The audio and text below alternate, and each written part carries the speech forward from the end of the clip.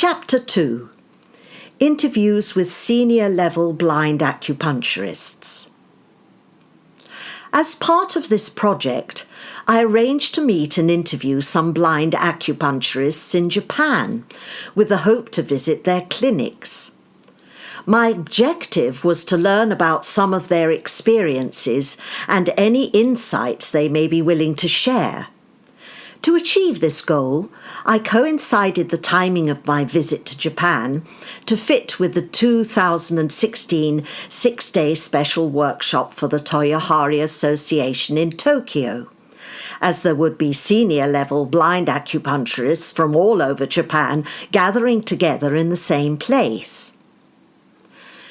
Toyohari is a blind acupuncture association which also accepts sighted members and foreigners into its organization. Toyohari teaches a form of Kairaku Chiryo, Japanese meridian therapy, which originated from blind study groups led by Kodo Fukushima since 1959. I have been a member since 2012. In doing this project, I was kindly supported by members of the Toyohari UK branch to obtain interviews with the teachers in Japan. I was also supported by some of the group's bilingual members to carry out and record the interviews with the acupuncturists who did not speak English. Acupuncture workshops and seminars are a regular occurrence in Japan. They provide an opportunity for acupuncturists from all over Japan and overseas to meet, hear lectures, and practice with each other, followed by a huge party at the end. The workshop I attended had been arranged by Steve Birch and Junko Aida, and was specifically for non-Japanese members to gain instruction from highly experienced Japanese teachers. As already mentioned, I had met with Mr. Taniyuchi and Mr. Abe, along with Mr. Kasumi, a sighted practitioner, a few years previously. I had taken them to an East End English pub for some fish and chips and beer. I thought that a good starting point would be to email Mr. Taniyuchi and Mr. Abe and ask them for interviews. Both of them were going to be teaching at the seminar, and fortunately both agreed to give interviews as long as it fitted in around their other duties. Mr. Taniyuchi also gave me further support by offering to speak to the other teachers to see if they would agree to being interviewed by me. In the end, I was able to get further interviews with Mr. Iwashita, Mr. Murakami, as well as Mr. Fukushima. The Toyohari Workshop in Tokyo.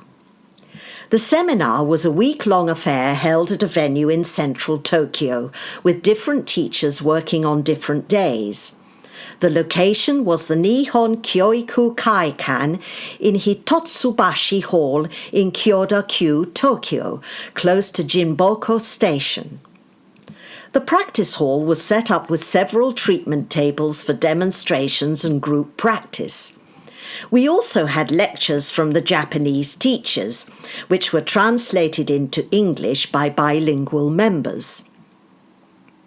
There were over 100 overseas participants. Nearly all the attendees were acupuncturists from the USA, Europe, the UK, and Australia. Morning sessions began with lectures on acupuncture theory and practice, and then we were organized into small groups. Each group was assigned one of the Japanese teachers, along with a bilingual teaching assistant to translate instructions and any questions or answers that may be asked. The majority of teachers were blind and a few were sighted. All were senior members of the Toyohari Association. The teachers would assist us through sessions to learn or practice specific clinical skills such as needling, palpation, checking pulses, or carrying out treatment.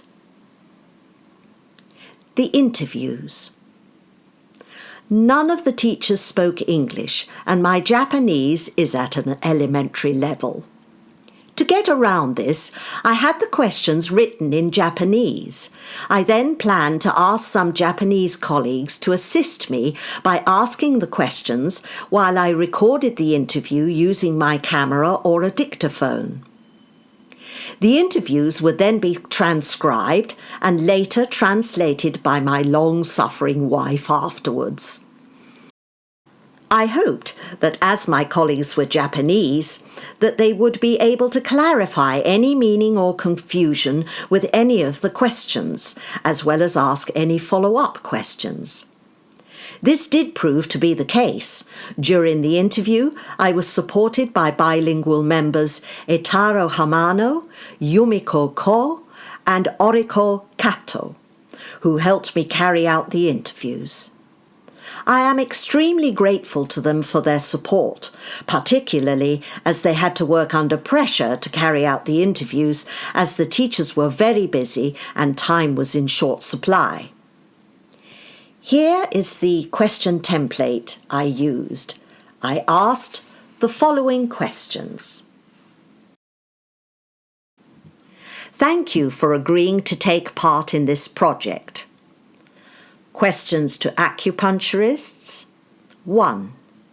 How long have you practiced acupuncture? 2. Where did you train? 3. Why did you decide to practice acupuncture? 4. Do you practice massage? 5. What do you enjoy about your work? 6. How do you run your clinic? Do you have assistants? How many patients do you see a week or a month? 7.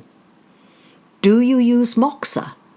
Do you insert needles or use contact needling? 8.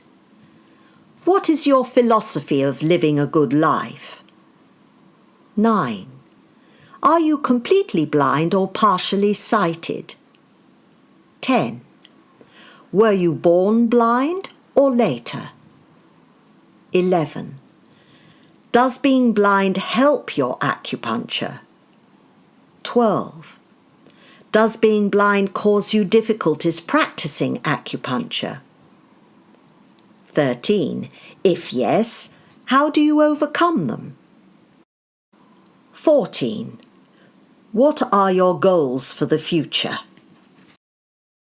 15. What advice would you give other young people for a better life and successful work? Under pressure.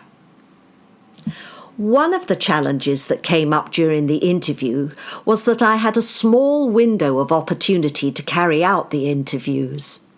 The teachers were so busy with teaching at the workshop that my only opportunity to interview them came right at the end when the day's seminar was finished and all together at the same time.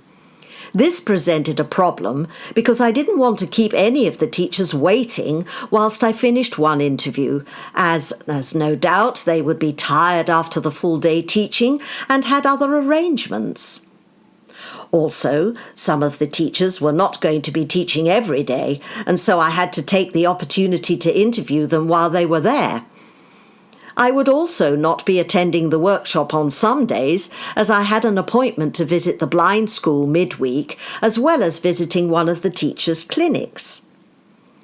This added a certain degree of pressure in carrying out some of the interviews. On the first day, we decided the best way was to split into 2 groups and record the interviews simultaneously. In hindsight, it may have been better to have visited the individual clinics with a colleague and carry out the interviews at a more leisurely pace. Nonetheless, this was the approach I chose, and despite its intensity, it did furnish me with results. Fortunately, my bilingual colleagues supported this process, and without their help, I would have struggled.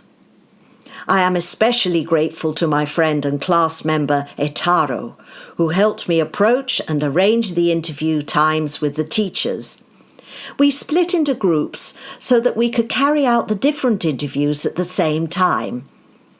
The transcripts of the interviews are below.